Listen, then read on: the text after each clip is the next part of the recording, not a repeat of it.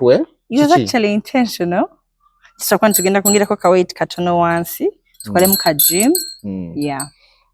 Ababigabe ebintu ebatyo nabatekako amanya g'abantu because some people yet agenda kufaayo kwetegereza yeka stanti no taddeko erinnya wansi at times obumu baba ne kibias ku muntu agamba yo tutambuze but you're spoiling someone's name talina kye yali akoze kitegeera. Then also we have parents banaye mugenda kutta abazadde mugenda kubya abazadde pressure kitegeera abazadde mugenda si kirungi kuba I thank God like he has come in to prevail even like anyambyeko kubanze natuse cyane nga mukama ngwamanyi but me I can't do such a thing because ndabye mu kusakise ngonyonyora nogamba mbuno ono muntu munene nze ndibwe nti meaning akatambiwa nawe wasose kutya noketegereza. No actually sina kwetegereza nti no bachi but that thing always abade yakinyonyodde already ngamba abangoli katali anage kitegerera kaddala ekikwasa pa bank ensibeko bandage kyekyachi kwano entuufu yaweddeko ddoomuli kati eno gijje kwani kati eno njewoze ava pisi bufuna njewoze ku badaiba sirika no kuli ku that with media go subscribe follow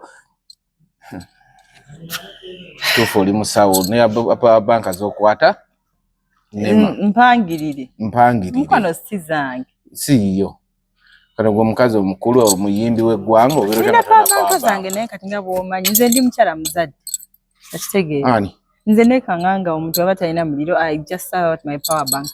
What do you mean oli mukyala muzadde? Ni mukyala muzadde njagala nnyo abaana kati gwe ndi mukyala oli mukyala so omukyala yenna aba muzadde. Okay. Okay, tuli ku that truth media go subscribe follow ndine other piece. It's been a while nga simulabako. I have some few questions wano nze nawe gwe tuli with my viewers. Okay. Bensinga okugira oba tutandikire ku ki?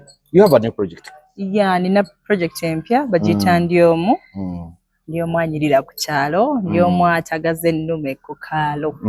Yeah.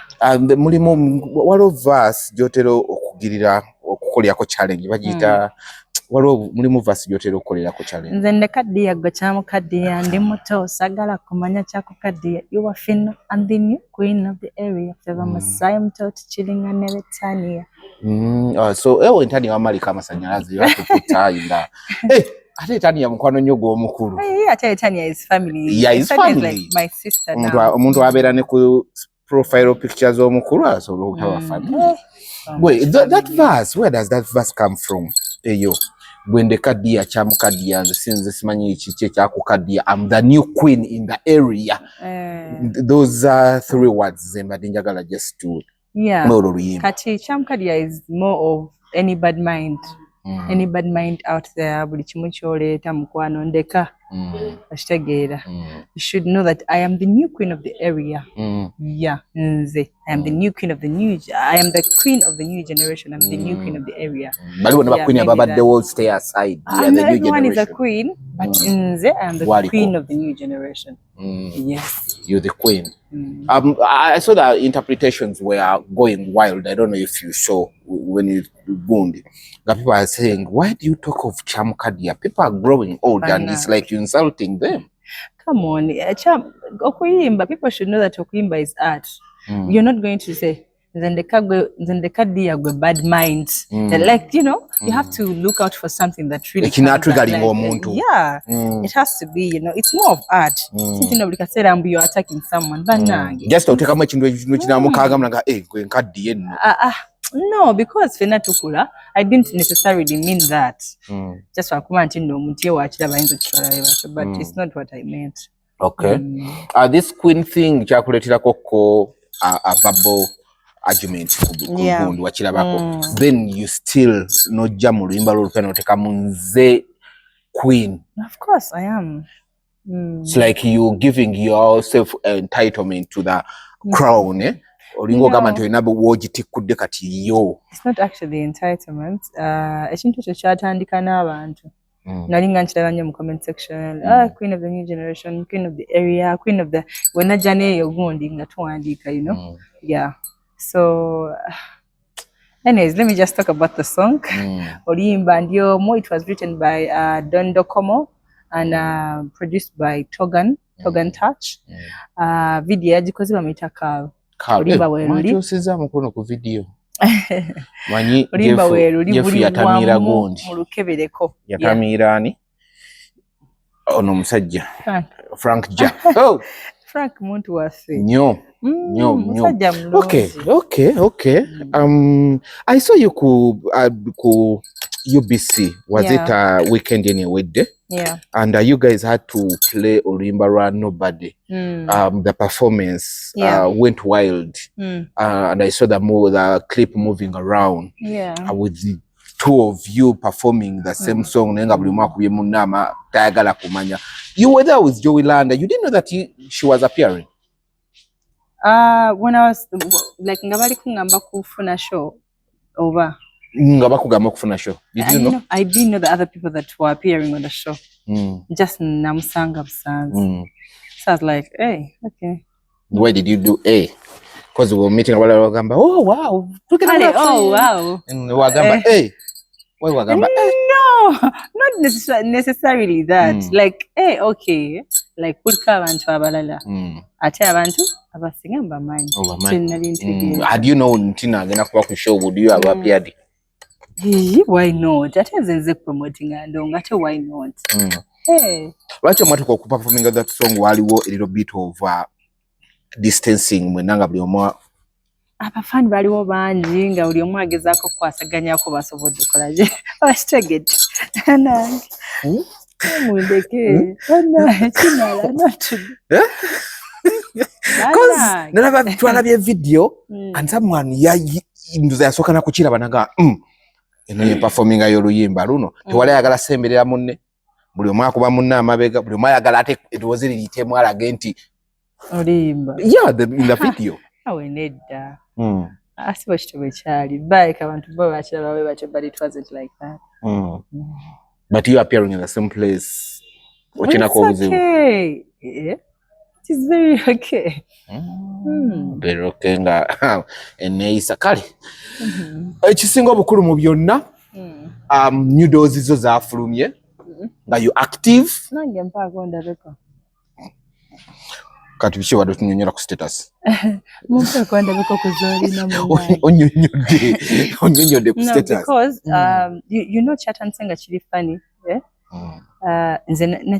I think nakebedde ku X awo regular niraba I'm everywhere nengamba ate oluyimba ndyo mbalutegedde paka wano ngiraba nga tebogera nga tebigatta nengamba no nsoka nembireka and I was like I think it will pass. I think they understood something but I do not have anything concerning anything like that. Kati ngendala nga kifuse serious nekitandika beera nga tekikyali funny. You know that thing is actually not funny. People, I was acting so unbothered. Nena to say nengamba, but I think I need to talk about this thing because abantu abali abamu balowooza nti ekintu kiki kyaddala it's me, but it's not me. Si yenze tabangako nze, and I don't think you'll ever see me in such scandals. I'm not that kind of a person. Yeah. Kinenge ekikosezaamu ng'omuntu. Of course. Gw'okuvaayo ku wani. Gw'okuvaayo okugezako okuanalyzinga ku gundi ku status yo. Si kukosa as such, naye it's like for my image, I wouldn't want to bring out my image like that. The Sizange brand yange bwentyo. So na sandi agadde gizimba in such a manner because era mbaddewo nga struggling and hustling in in a different way nga teri mu bintu byekwasaganyiza ku ebyo kitegeera. So oyo sinze and also bambi abantu abata ebintu ebyo, you should mind about our parents and tekako amanya gaffe. You clearly see it's not our piece naye gwe nokiremezamu because you want to make, maybe you want to get likes. Tekigatta, it is not good. Kitegeera abantu ababigaba ebintu ebatyo n'abatekako amanya g'abantu because some people yet agenda okufaayo okwetegereza yeka stanti notaddeko erinnya wansi at times obumu baba ne kibias ku muntu agamba yo tutambuze, but you're spoiling someone's name. Talina kye yali akoze. kitegeera. Then also we have parents bannaye mugenda kutta abazadde mugenda kubya abazadde pressure kitegeera abazadde mugenda si kirungi lwakuba I thank God like he has come in to prevail even like anyambyeko kuba nze natuusa kirane nga Mukama gwamanyi but me I can't do such a thing. Because ndabye mu kusatuse ngonyonyola n'ogamba mbuno ono omuntu munene nze ndibwe nti meaning akatambi nawe wasose kutya n'oketegereza. No, actually sinakwetegereza nti no baki but that thing waliwo yabadde yakinyonyodde already. Nangamba mama me I think I've seen but this is not you. So I was like actually kumanya nga si yegwe I think I should send you these things zikuba babadde babinsindikidde babitambuza. You should also see that it's not you. No, of course I don't need even to see. I know it's not me. Nagamba but let me just send you in case waliwo ayagala okukikuteekako. Clarification. Yeah. So yeah. And people were like, I know limbo lupya lumutuddemu kati asazeewo alutambulize ku bintu ebiti. Sinatukira ennyimba zibadde ezimu tezitambulanga si buli luyimba nti nno lubagenda fuuka hit. Tukola nga bw'olaba business nti nno lumu okola ne bigaana olulala n'okola ne biyitamu. So si nti nno bw'ate bwe bitayiseemu kati you have to come out in a different way. Strategy No. That's not you. That's not me. People were worried ne bagamba walabye nga kirabo akuyiseeko nnyo. No. Okogwe nange. Because names out here. Kuba nabo sisuubira nti no bambi baba babyagala obiteekayo. But nedda yes tebabyagala but why would a girl not clearly and it's a video, a selfie video. Kitegeeza you did it yourself. Why in this era bwala mwe recording nnyo? And nga tunagenda wala. Sometime back siwala nnyo internet wali yabako yakwata omuliro nga bagamba very soon news zo zigenda kufuluma and everyone all along the mwaba darlings byabeerako ku internet okwo tulabyeko ku zi TikTok live nga bakudiscussingako about men sleeping around wazibwa biraba. Yes kabaga sleep around a lot. But what does that show you, Des? What does that show you? Before they wouldn't see it. Right now, I'm rising at a higher rate. Chobola bantu no stand ajavayo. Asobola okulabanga kussa wansi. Of course stand because what onjaga is a kirungi over stand. Hey, you do not have any proof. Naye gwo kakasanga are you sure I've slept around with your father? Wanda bako ne kitaawo. Kitegeera you are lying. You totally know you are lying. Ate oli mu camera olimba. That is bad. Si kirungi. Ate abantu abasinga oba mukazi ozadde abawala bakikole muwalawo. Bamuteekekezo rumors. Bakikole mugandawo. Bw'omusajja akitambuza. It's not good, ma'am. You guys should stop. Because at that time we saw it netugamba no way the other piece I nze nkulabyeko even before the other piece I sleeping around with men no but people are like tugenda kuleta obujulizi very soon nudize tugenda zireeta abasajja bazirina and this time oli we yafulumiza ka video news the other pieces from everyone was like zibujoze bane batusuubiza choka niba nedasa oshimanyi tino so beranga you're working nengo gamba baba nange oba kati I'm on the right track. Nenze nakakasiza I'm on the right track there. How? Because but nag. There is a way my name has been trending like baba nag. Nkama ndiye no wagulu bwenti kitegeeza ndi mchala wa amani we bali. I think it was a blessing in disguise ntindo mukama yabadanda ganti you should be careful with people but at the same time this is where I put you. Kino kintu wakisabirira kati okirina but you should be more careful with people. Okay. Because kati these are false allegations. One day nyinza okubeera nga ndi ne bawala bannange me have been in a girls school so nyinza okubeera free. Bakunaba ndyawo nze ndowooza ndi n'emikwano gyange omuntu nanfilminga nankwata ka video kubanga baba bantu baffe abamukwano go yakukwata nga tomanyi oli awo oyogera gomanyi olina mukwano go kumbuli akwata. Anyway, the allegations are done. It's not her in the video. No, this is my observation. You're going to slim. What's up? Stress? Are things not working out well? It was actually intentional. So when tugenda kungira ko kaweight katono wansi, tukale mu ka gym. Yeah. Go limu kwesliminga. Sidi kwesliminga as such. I'm doing exercises. Zezi kutusizawo. Abantu banyonyole. Yeah, I'm doing exercises. I can observe. Nese munange badde mutono. Yes. Just for continue nyambala ebintu binene. But I'm a very small girl. Era chobola bantino. In my public notice Nagambia, I've never gained all this weight in my life because the badde mutono like all through my life. Small. So I've been like this. Just for continue nyambala bintu binene. Yeah. Really? You're becoming an off layer. At least better ko broiler a little bit. Kale, chiweje cho. Kati ngenda kulia kumere. Welia kumere. How is the music with the mnalaba sister ona ya Fulumya? Ono muto. Yata nse campus? Yeah, she's in second year. Second year. Aibwanga mayini motoka mmeka? Nakula bango twesomera ko nga bwayine motoka tano. Someone yambuza nangamba mpazi mganda waina ingana yebo chibuziza mpazi mganda aine motoka 2 sana like yes aine motoka 2 ngabwe boina jagwa ana itagamba bantu I'm like sente ngeta abusi sente tujifuna mu buli ango kati buli ango tegezachi no I mean like sente is coming the flowing wana chivulu wali chivulu. I know but for this year election yo bwavunji banange mukebere ku bantu mubavuzeko obwavu bungi bola mungi ebivulu babisazizaamu n'abayimbi mbakebereko. I know. Okay, let's have a kivulu kya Carol. Should you make appearance? Kivulu kya Carol walini nayo. There's something I had about performance.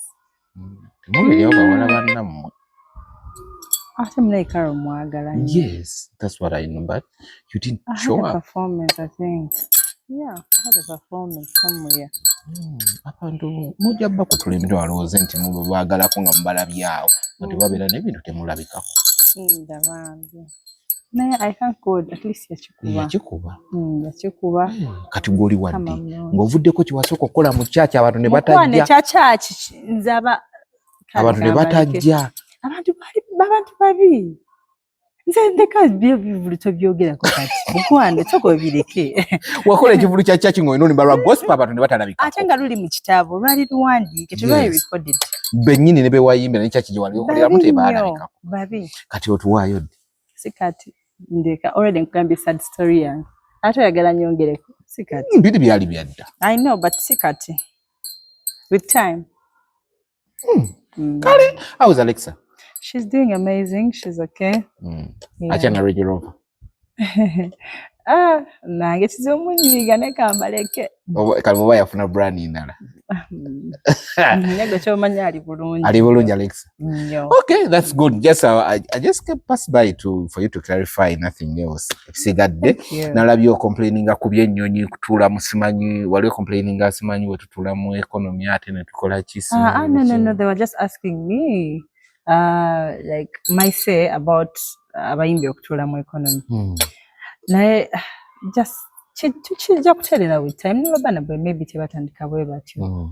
Chijja kuchuka. Ne oba otadde sente mu nsawo does status byotudde mu matters? It matters. It matters kubanga wana abantu bakuyitako bulungi kuba star mukwana biba bikyuseemu si egoli abadayas woltuuka wali aba star. Ino kutuuza wali nga mwami dayas olina wali YouTube channel ye ekola eri ku mutindo lwaki bakutuuza mu business. Nulidde nnyo sente okusinga. Of course sente olina zitunulira but also naawe gwe nga gwe like watudde waba walina obbanga. So kati bano be bayombeseza recently ti banaye babatutte mu kayoola kusinga babadde gwe wanigambye nedda. Anti kyova nti no mbagambye it will come to pass with time. This like for this time it is okay. So tandika nekyo but with time because sente tezinnabakola ki kuwera bulungi. Every time bijja tereera tutuke ekiseera nga naffe. Yeah. Okay. Kale mubadde balabi balungi tubadde ku The Truth Media. Go subscribe, follow. Tulina oluyimba olupya ava peace oluli mu kutambula lwetutambuza lwatusudde ku muntu ne tugenda nga tulina performinga betu talina performinga ne twekubo nimanyi basajja n'abakazi beekuba omugongo nesiba omukazi n'omukazi mwekubye omugongo ani yakubye omugongo oli ngamba bannange enewe kale gwe kakanzujjako